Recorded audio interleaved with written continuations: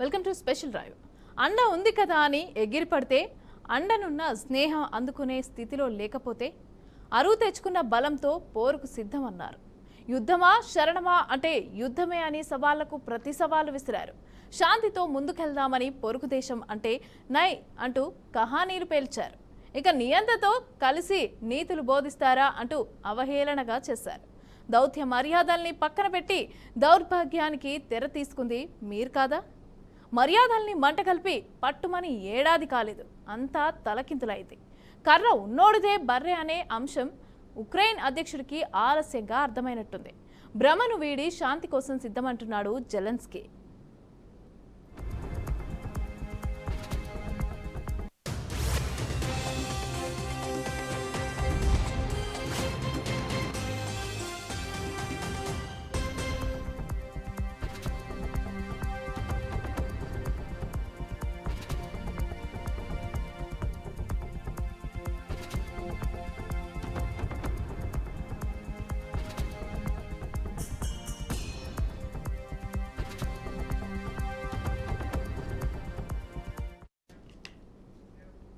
ఇక 3 ఏళ్లుగా అరువు తెచ్చుకున్న బలంతో రష్యా సేనలను ఢీకొడుతూ రేపో మాపో విజయం తనదేనన్న భ్రమలో బతికిన ఉక్రెయిన్ అధ్యక్షుడు శాంతి కోసం పదవి త్యాగానికైనా సిద్ధమని తాజాగా ప్రకటించారు. అంతేకాదు ఉక్రెయిన్కు నాటో సభ్యత్వం కావాలని అన్నాడు. జో బైడెన్ హయాంలో ఆయనకు అటు డాలర్లు ఇటు మారణాయుధాలు పుష్కలంగా వచ్చిపడ్డాయి. ఆ కాలంలో ఆయనకు ఎవరున్నా లెక్క లేకుండా పోయింది. ఇక ఆ సంవత్సరం ఆగస్టులో ప్రధాని నరేంద్ర మోదీ కూడా శాంతి సాధనలో భాగంగా తొలుత రష్యా అధ్యక్షుడు వ్లాదిమిర్ పుతిన్ను కలిశారు. ఆ తర్వాత ఉక్రెయిన్ వెళ్లి జెలెన్స్కీతో చర్చించారు. మోదీ వచ్చి వెళ్లిన వెంటనే జెలెన్స్కీ హేళన చేస్తూ మాట్లాడారు. నియంతతో చేతులు కలిపి నీతులు బోధిస్తారా అంటూ విరుచుకుపడ్డారు. ఏడాది తిరగక ముందే అనుకువ వంటబట్టినట్లుంది. ఇక దురుసుగా కఠినంగా అవమానకరంగా మాట్లాడుతున్న అమెరికా అధ్యక్షుడు డొనాల్డ్ ట్రంప్ ప్రసన్నం చేసుకోవడానికి నానా పాటలు పడుతున్నారు. అందులో భాగంగానే తాజా ప్రతిపాదనలు చేశారు.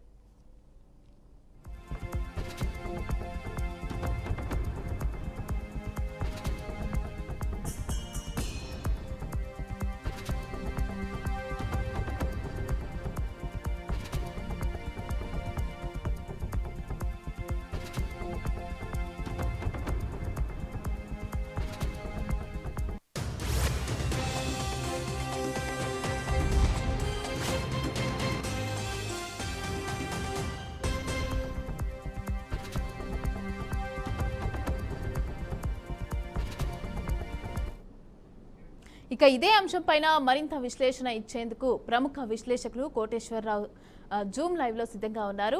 ఆయనతో మనం మాట్లాడదాం. నమస్తే కోటేశ్వరరావు గారు. నమస్తే. ఇప్పుడు ఉక్రెయిన్ రష్యా మధ్య శాంతి వచ్చినట్లే అనుకోవచ్చా? ఎందుకంటే ఈ ఉక్రెయిన్ అధ్యక్షుడు అయితే ఇంతకు ముందుకు మేము ఇలానే పోరాడతాము అనేసి అని చెప్పడం జరిగింది. మరి ఇప్పుడు ఏ విధంగా చూడాలి? ఈ వ్యాఖ్యలు అయితే చేశారు.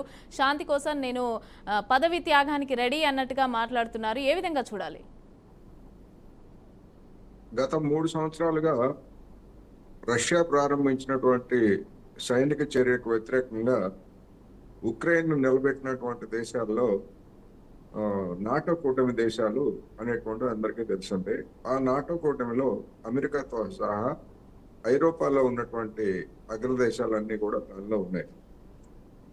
నిన్న సోమవారం నాడు ఐక్యరాజ్య సమితిలో జరిగినటువంటి పరిణామాలను చూస్తే భద్రతా మండలిలో అమెరికా ఒక తీర్మానాన్ని పెట్టింది. దానిలో ఏమిటంటే గతానికి భిన్నంగా గతంలో రష్యా దురాక్రమణ జరుపుతా ఉంది అనేటువంటి పదజాలాన్ని ఉపయోగించినటువంటి అమెరికా దానికి భిన్నంగా ఉక్రెయిన్ సంక్షోభాన్ని తక్షణమే ముగించాలి అనేటువంటి ఒక సానుకూలమైనటువంటి పదజాలంతో పెట్టినటువంటి తీర్మానాన్ని భద్రతా మండలిలో 10 దేశాలు ఆమోదించాయి. 5 దేశాలు తటస్థంగా ఉన్నాయి. ఆ తటస్థంగా ఉన్నటువంటి వాటిల్లో శాశ్వత అంటే వీటో హక్కు ఉన్నటువంటి ఫ్రాన్స్, బ్రిటన్ కూడా ఉన్నాయి.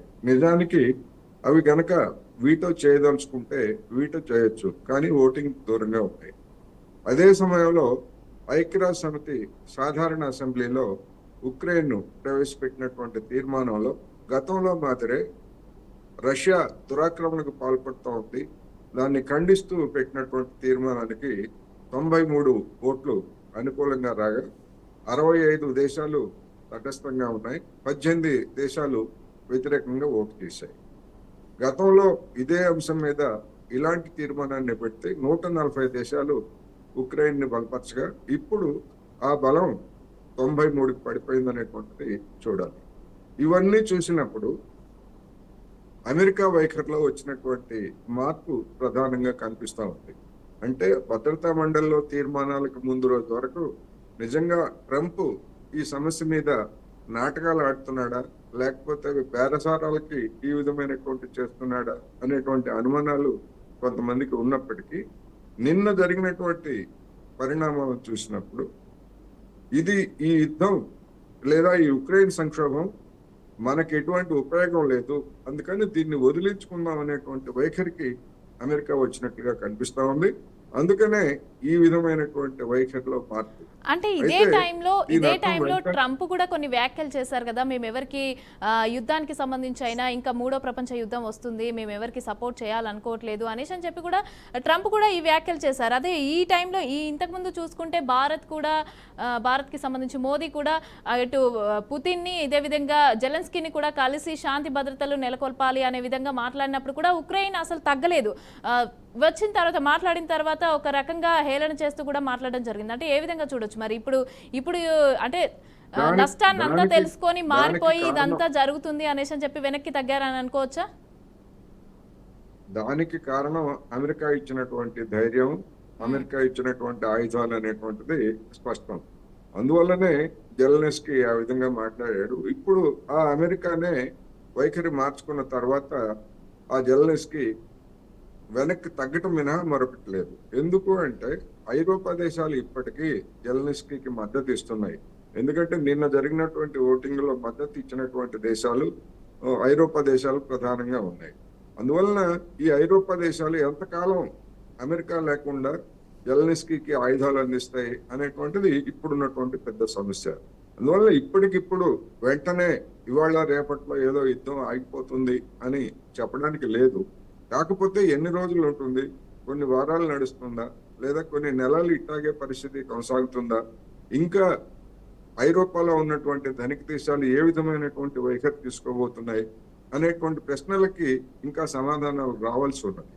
అందువల్ల ఇప్పుడు ఉన్నటువంటి దాన్ని బట్టి అంటే మనం ఈ రోజు మాట్లాడుకుంటున్నటువంటి సమయంలో జరుగుతున్న పరిణామాలను చూస్తే అనివార్యంగా త్వరలో అక్కడ ఉక్రెయిన్ లో శాంతి నెలకొనేటువంటి అవకాశం ఉంది. శాంతి నెలకొట్టడం అంటే దాని అర్థం ఏంటంటే పుతిన్ ఏం చెప్తున్నాడు అంటే గతంలో తాము విముక్తి చేసిన లేకపోతే ఆక్రమించినటువంటి ప్రాంతాలన్నింటినీ కూడా స్వతంత్ర దేశాలుగా గుర్తించాలి అనేటువంటిది ఒక షరతు అయితే, ఉక్రెయిన్ లో ఎలాంటి విదేశీ సైన్యం ఉండకూడదు సరిహద్దుల్లో అనేటువంటి ఇట్లాంటి షరతులన్నీ ఉన్నాయి.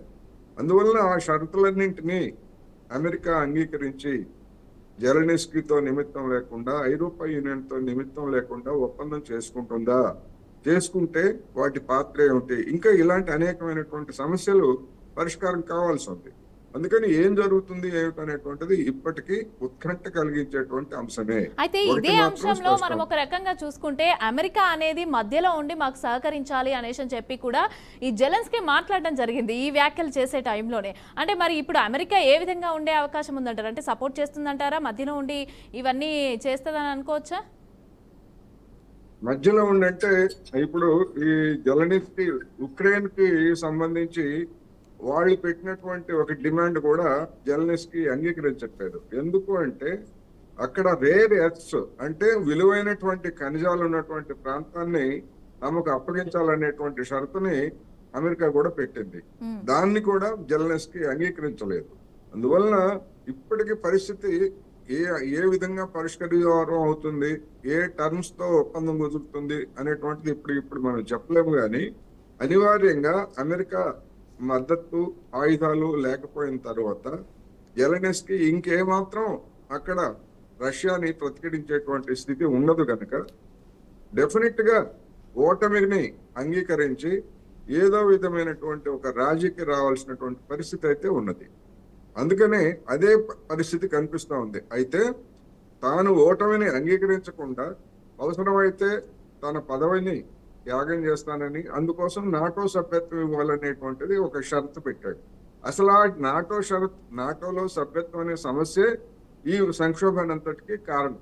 అందువల్ల దాన్ని అంగీకరించేటువంటి సమస్య రష్యా వైపు నుంచి ఉండదు. రెండవది, జెలెన్స్కీ పదవీ కాలం పోయినేడాదే ముగిసింది. పోయినాడైతే ముగిసినప్పటికీ ఎన్నికలు జరగలేదు. ఎందుకంటే యుద్ధం జరుగుతూ ఉంది కనుక ఎన్నికలు జరిగే వాతావరణం లేదని ఒక విధంగా చెప్పాలంటే ఆపద్ధర్మ అధ్యక్షుడిగా కొనసాగుతున్నాడు. అందువలన ఏం జరుగుతుంది రాబోయేటువంటి 2 రోజుల్లో, మార్చి 6వ తారీఖున ఐరోపా దేశాల సమావేశం ఒకటి జరగబోతున్నాయి. ఆ సమావేశంలో అవేం నిర్ణయం తీసుకుంటాయి, అమెరికా వెనక్కి తగ్గిన తర్వాత అవి కూడా కొనసాగిస్తాయా లేదా అనేటువంటి నిర్ణయం తీసుకుంటాయా, లేకపోతే ఏదైనా గౌరవప్రదమైనటువంటి ఒప్పందం కోసం ఏమైనా ప్రయత్నం చేస్తాయా అనేది చూడాల్సి. అయితే ఇప్పుడు మీరు మాట్లాడిన దాన్ని బట్టి చూస్తే మరి ఇప్పుడు నాటో సభ్యత్వం అనేది ఇస్తారా ఇవ్వరా? రష్యా ఎట్లాగో సపోర్ట్ చేయదు, ఇప్పుడు అమెరికా నుంచి చూస్తే కూడా సపోర్ట్ చేసే విధంగా అయితే కనిపించట్లేదు. మరి ఏ విధంగా చూడాలంటారు? నాటో సభ్యత్వం ఇస్తే ఇప్పటి వరకు జరిగినటువంటి ప్రయత్నాలు, ట్రంప్ మాట్లాడినా లేకపోతే ఇంకోళ్ళు మాట్లాడినా కానీ అవన్నీ కూడా కుప్పగూలిపోతాయి. ఎందుకంటే నాటో సభ్యత్వానికి రష్యా అంగీకరించే సమస్య లేదు. ఒక నాటో సభ్యత్వమే కాదు, ఉక్రెయిన్ తో ఉన్నటువంటి సరిహద్దుల్లో ఏ విదేశీ సైన్యాన్ని కూడా పెట్టడానికి వీలు లేదు అనేటువంటి షరతుని ట్రంప్ 3 సంవత్సరాల క్రితమే ముందుకు తెచ్చాడు. అందువల్ల ఇప్పుడు ట్రంప్ లేదా రష్యా చెప్పినట్టుగా అంగీకరించి రాజీ చేసుకోవడం మినహా మరొక మార్గం లేదు. నాటో సభ్యత్వం అనేటువంటి సమస్య మీద రష్యా ఏ మాత్రం ఒక్క అంగుళం కూడా వెనక్కి తగ్గేటువంటి అవకాశం లేదు. అందుకనే ఏ విధంగా ఏ నాటకీయ పరిణామాలతోటి ఈ సంక్షోభం ముగుస్తుంది అనేది చూడాల్సి. Right, thank you sir, thanks for the updates. లైవ్లో జూమ్లోకి వచ్చినందుకు థ్యాంక్ యూ అండి.